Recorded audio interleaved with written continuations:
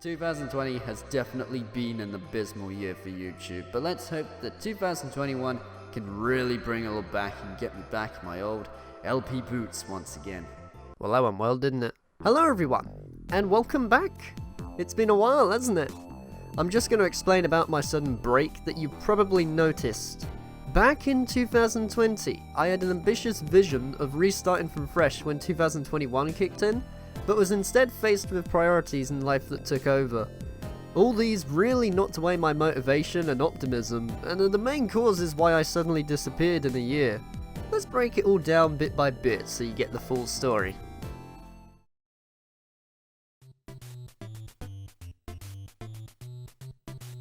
Firstly, the biggest priority being the job that I recently got hired for back then. I may be busy with Twitch and YouTube, but alongside that I also work a full-time job. When I got hired, I quickly adapted to the working environment and wanted to be taken on fully. So much so that I was chasing after a contract to be accepted. This turned out to be harder to reach than I thought. There were certain times of the month where I had to take 2 weeks off isolating due to the NHS app and coronavirus. I didn't actually have the virus itself, and thank God, but the app would read others that did at the workplace. So that sucked. This sadly affected my overall presence at work, and so extended my wait time to get the contract to be accepted enough. The isolation period also didn't help me fully settle at the new job, as I was rusty every time I went back. Rather than simply let me go, they chose to extend my probationary period to a couple more months, meaning that during that time I needed to work hard to really prove my skills. Little did I know that the fight for a contract would take up so much of the year. Eventually I managed to finally get it in late August, so of course I was pretty happy about that. Afterwards I tried again with the YouTube drive, but sadly wasn't feeling it. No matter how hard I tried to get the motivation, over time I just accepted that for the rest of 2021, I was gonna chill and refresh my mind. So that's what I did. Eventful, I know.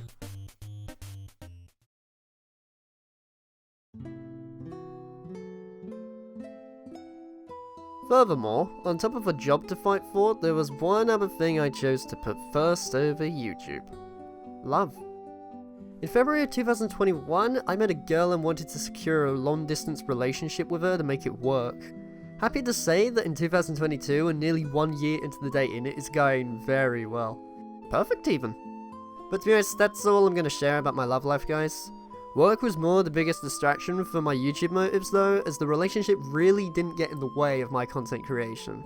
Hell, she even said she didn't want our relationship to affect my content creation, as that's what I enjoy doing and I'm fully passionate about. So let's just say that love definitely did play a role for the break, but we've both agreed it was only a small part of it.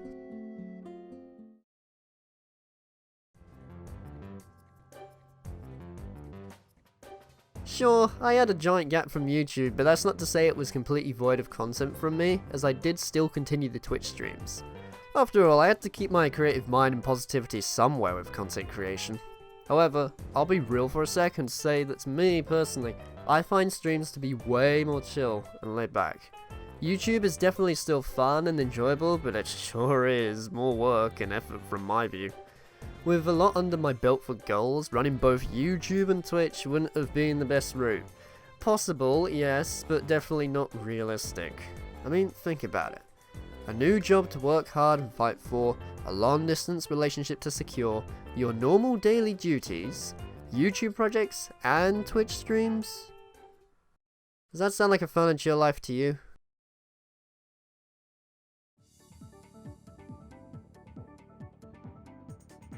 I figured the best thing to do for easing the stress was to choose the right thing for me, and that was to continue actively streaming. This meant more casual streams, blind streams, and Saturday game nights. However, even the streams had the odd gap every now and then throughout the year. You see, for YouTube, I like to not force out content, so taking a step back from it was not only for me, but for the sake of ensuring projects met my expectations and were polished for you guys. The laid-back streams in the meantime made up for that, so that was nice.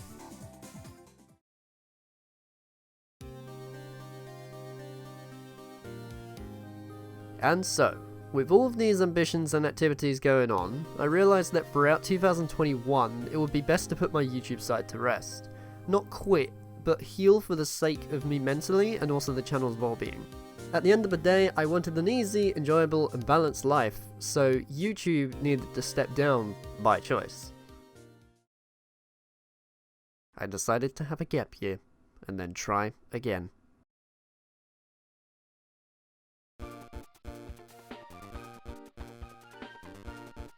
Even though 2021 had a lot of events and goals to reach, it wasn't all bad. I still felt comfy that year and even treated myself and improved things to help boost my mood. I got myself a gaming phone as an upgrade from my old one, and even did some slight adjustments to my casual setup for gaming in my own time. I feel these two things helped out greatly for finding a balance throughout the year. I got comfy. Too comfy, in fact. I forgot about my YouTube channel.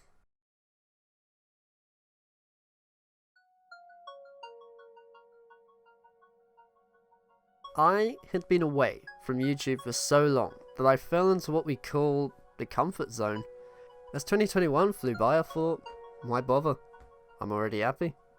Because I was away from YouTube completely, in my mind I was waiting for it to happen naturally. However, I had an epiphany. Eventually, I became self-aware that the whole reason why the hiatus was so long was the fact that I was trapped in my comfort zone.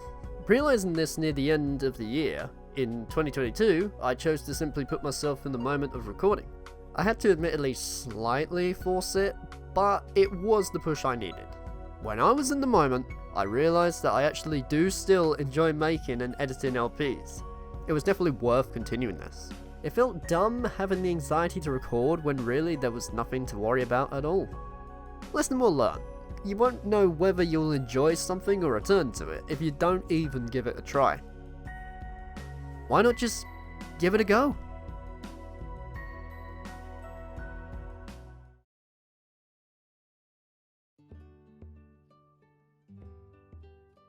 And lastly, here we are now.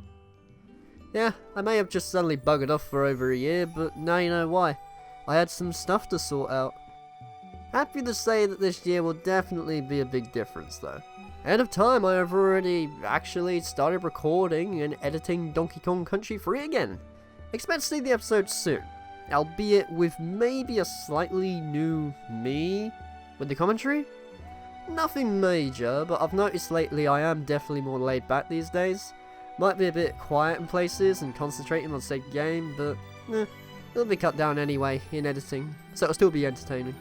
Besides, over time I'll probably get it again, as I'm a little bit rusty after a gap year. I'll be returning with Donkey Kong Country 3 as soon as I can, and after that wraps up, I'll just see what my mood feels like and what I'm striving for next. Could be another blind LP, or even a casual one.